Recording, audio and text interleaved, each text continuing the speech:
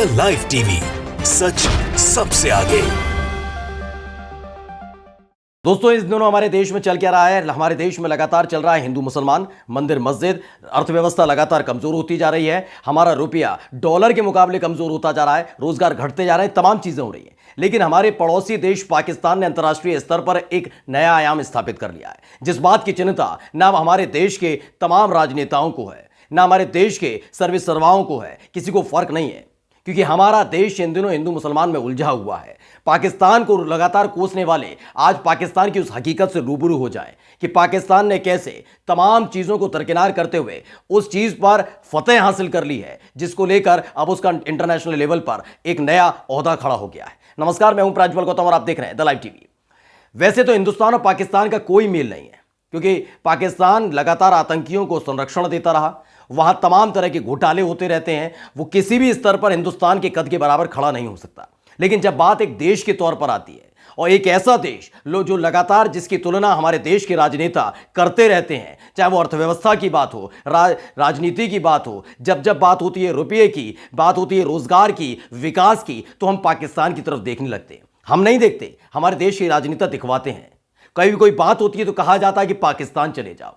इन सब के बीच एक पाकिस्तान से खबर आई है, वो खबर जान लेना बेहद जरूरी हो जाता है, क्योंकि वो खबर पाकिस्तान के लिए जितनी जरूरी होना हो, हमारे देश के लिए इतनी ज्यादा जरूरी है मौजूदा दौर में। क्योंकि हमारे देश में केवल पाकिस्तान चल रहा है, हिंदुस्तान पाकिस्तान की बात की जा रही है, बात की जा रही है हिंदू मुसलमान की, बात की जा रही है मस्जिद की, बात की जा रही है उसके अंदर मंदिरों की, इन तमाम चीजों की, और इन सब चीजों के बीच विवाद खड़े हो रहे हैं। लेकिन पाकिस्तान ने क्या किया? दरअसल एक खबर आई है, और जिस खबर को लेकर लगातार जूझ रहा था पाकिस्तान, खबर यह है कि पाकिस्तान को बड़ी राहत मिल गई है। यह राहत उसको बहुत दिनों से वो लगा हुआ था कि उसे राहत मिल जाए, और आखिरकार उसे राहत मिली।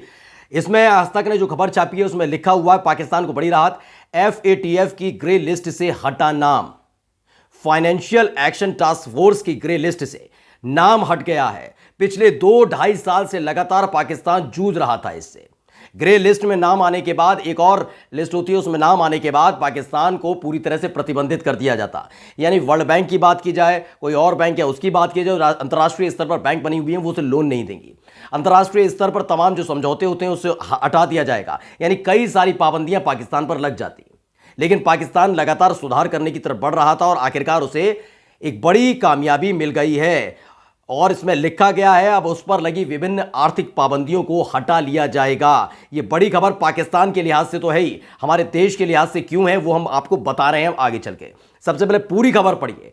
पाकिस्तान को बड़ी राहत मिल गई, उसे FATF की ग्रे लिस्ट से बाहर कर दिया गया। पाकिस्तान को ग्रे लिस्ट से हटाने का फैसला बर्लिन यानी जर्मनी में चल रही मीटिंग में लिया गया। बता दें कि बैठक का आखिरी दिन था, और पहले से ही उम्मीद जताई जा रही कि पाकिस्तान को राहत मिल जाएगी, और आखिरकार उसे उम्मीद जो थी उस पर वो खरा उतरा और उसे ग्रे लिस्ट से हटा लिया गया। यानी तमाम जो पाबंदियां अंतर्राष्ट्रीय स्तर पर पाकिस्तान पर लग रही थी कि उसको जो आर्थिक तौर पर समझौते होना, मदद करना, पैसा मिलना, ये तमाम चीज़ें जो थी विकास के लिए, जो हमारा देश भी लेता और अन्य देश भी लेते हैं, चाहे वो अमेरिका क्यों ना हो, अमेरिका भी वर्ल्ड बैंक और तमाम बैंक से लोन लेता, वो सब तमाम चीज़ों का रास्ता अब खुल गया है पाकिस्तान का एक बार फिर से। लेकिन ये हमारे लिहाज से क्यों बेहद महत्वपूर्ण है? क्योंकि अगर पाकिस्तान को आप देखेंगे तो पाकिस्तान एक ऐसी इकोनॉमी के तहत चलता है जिसमें आपने खबरें सुनी होंगी कि गधे बेचकर इकोनॉमी बढ़ाई जा रही है, जो तमाम गाड़ियां उसे बेचकर सरकारी मद में पैसा लाया जा रहा है। एक ऐसा देश FATF की लिस्ट से बाहर आ जाता है। और हमारा देश क्या कर रहा है? यह देश की बात इसलिए जरूरी है क्योंकि हम लगातार तुलना पाकिस्तान से ही करते हैं, हम नहीं, हमारे देश के राजनेता।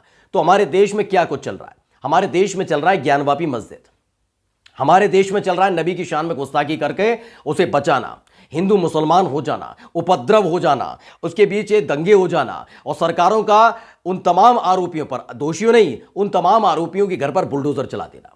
यानी जमकर हिंदू मुसलमान हो रहा है। अजान नहीं पढ़ने देना, लाउड स्पीकर पर बैन लगा देना, मस्जिद तोड़ देने का ऐलान कर देना, ये तमाम चीजें डंके की चोट पर की जा रही, और उस पर सरकारें खामोश बैठी हुई है। आपको बता दें कि हाल ही में रघुराम राजन ने भी एक नसीहत दी थी। उन्होंने कहा था कि अगर ये कट्टरपंथ या एक धर्म विशेष के खिलाफ, अल्पसंख्यकों के खिलाफ ये इस तरह की गतिविधियों को नहीं रोका जाएगा तो अंतर्राष्ट्रीय स्तर पर उस देश की जो छवि होती है वो वाकई खराब होती जाती है, और पाबंदियों का दौर शुरू होता है। इसे इस तरीके से समझ सकते हैं कि जब नुपुर शर्मा ने नबी की शान में गुस्ताखी की, उसके बाद हुआ क्या? उसके बाद कई देशों ने, जो अरब देश हैं, उन्होंने पाबंदियां लगाने का ऐलान कर दिया। उन्होंने बाकायदा फटकार लगानी शुरू कर दी। जिस बात को उन्होंने 2.5 महीने पहले कहा था रघुराम राजन ने, वो 2.5 महीने बाद सच साबित होती नजर आई। और सिर्फ यही नहीं है दोस्तों कि बात हिंदू मुसलमान की है, इन सब के बीच फंसाकर चल क्या रहा है आपको तो पता ही होगा। अखबार पढ़ते हैं, सोशल मीडिया पर एक्टिव रहते हैं, तो आपको पता ही है डॉलर के मुकाबले रुपया हमारा कहां पर है, लगातार नीचे खिसक रहा है, 78 रुपये पर पहुंच चुका है। यह आर्थिक सुधार होना चाहिए था, वो गिरावट में आ रहा है। वो बात अलग है, ये भारतीय जनता पार्टी के तमाम नेता कहते हैं 5 ट्रिलियन इकोनॉमी, ऐसे बनेगी इकोनॉमी। पेट्रोल डीजल को लेकर हाहाकार मचना शुरू हो चुका है।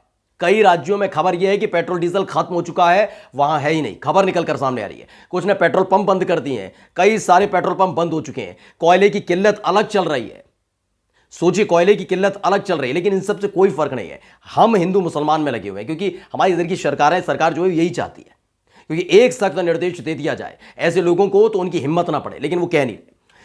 कुछ और रिपोर्ट्स भी हैं जो पुरानी रिपोर्ट जरूर है, लेकिन हालिया रिपोर्ट है, उन रिपोर्ट पर भी ध्यान दे लेना चाहिए, जो रिपोर्ट बताती हैं कि किस तरीके से हिंदू मुसलमान पाकिस्तान करते करते हम कितने नीचे आ चुके हैं। एक रिपोर्ट है, जो रिपोर्ट आई थी 20 मार्च 2022, यानी इसी साल 20 मार्च को आई थी। नवभारत टाइम्स ने उस खबर को छापा भी था, उस खबर को भी हम आपको दिखा देते हैं। उसको खबर में क्या लिखा पढ़िएगा गौर से, क्योंकि उस खबर को दबाने के लिए भी काम किया जाता रहा, उस खबर पर ज्यादा ध्यान नहीं दिया गया, और हालात आज आपके सामने हैं। महंगाई चरम पर, अर्थव्यवस्था नीचे है, महंगाई दर बढ़ चुकी है, बेरोजगारी चरम पर पहुंचती जा रही है, जो रोजगार मांगता है उसे मारा पीटा जाता है, तमाम चीजें। जो खबर थी वो ये थी कि दुनिया के खुशहाल देशों की आई लिस्ट, ये 20 मार्च 2022 की खबर है दोस्तों। पाकिस्तान और बांग्लादेश से भी पीछे भारत।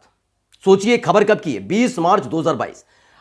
अप्रैल, मई, जून, 3 महीने बाद पाकिस्तान FATF की लिस्ट से बाहर आ जाता है। लेकिन फर्क नहीं पड़ता। अब बात नहीं करेंगे तमाम लोग कि जिस देश को लगातार वो कोसते रहते हैं, जो उनका विरोध करता है, उसी देश में भेजने की बात करते हैं, वो देश FATF की लिस्ट से बाहर आ चुका है। आपको मीडिया भी ये खबर नहीं बताएगा। ये इसलिए जरूरी है क्योंकि हमें अपने देश से प्यार है, हमारे देश को तरक्की पसंद होनी चाहिए थी, लेकिन हम हिंदू मुसलमान में उलझे हुए हैं। इस खबर में साफ लिखा है कि 10वें एडिशन के अनुसार इस साल के इंडेक्स में कुल 146 देशों को स्थान दिया गया था। इसमें भारत को 149 देशों में 139वां स्थान मिला है, जबकि फिनलैंड शीर्ष पर है। और इसमें आगे जो लिखा है वो सबसे महत्वपूर्ण हो जाता है दोस्तों, कि वो खबर जान लेना इसलिए जरूरी है कि इसी खबर का जिक्र लगातार किया जाता रहा था कि कैसे पाकिस्तान धीरे धीरे करके आगे बढ़ रहा है, जबकि हमें आगे बढ़ना चाहिए था। उसकी हिम्मत नहीं है, उसकी हैसियत इतनी नहीं है पाकिस्तान जैसे देश की, लेकिन हम कहां खड़े हैं। इसमें साफ लिखा था कि संयुक्त राष्ट्र के वार्षिक सूचकांक में फिनलैंड 5वें साल भी दुनिया का सबसे खुशहाल देश चुना गया है। वहीं अफगानिस्तान सबसे नाखुश देश बन गया। हालांकि वर्ल्ड हैप्पीनेस इंडेक्स में शामिल कुल 146 देशों में भारत 136वें पायदान पर है। पिछले साल के मुकाबले भारत की रैंकिंग में 3 पायदान का सुधार हुआ। वहीं आतंकवाद और आर्थिक समस्या से जूझते पाकिस्तान की स्थिति भारत से बेहतर बताई गई है कि वहां के लोग हमारे से ज्यादा खुशहाल रहते हैं, क्योंकि वहां हिंदू मुसलमान ज्यादा नहीं है। इस सूचकांक में पाकिस्तान को 121वें पायदान पर रखा गया था। खबर सिर्फ इतनी भर नहीं है, इससे पहले आपको एक और रिपोर्ट दिखा देते हैं। यात्रा और पर्यटन सूचकांक में भारत 54वें स्थान पर खिसका।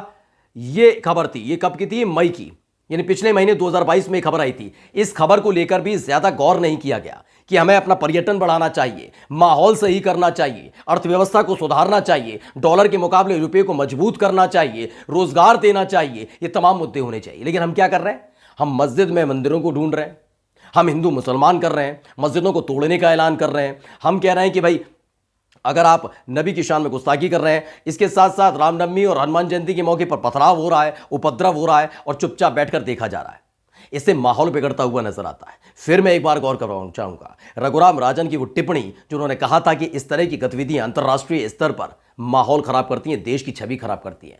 लेकिन इस देश की छवि खराब हो या अच्छी हो, कोई फर्क क्या पड़ रहा है। 2024 का चुनाव जीतना ज्यादा जरूरी है। नमस्कार। द लाइव टीवी, सच सबसे आगे।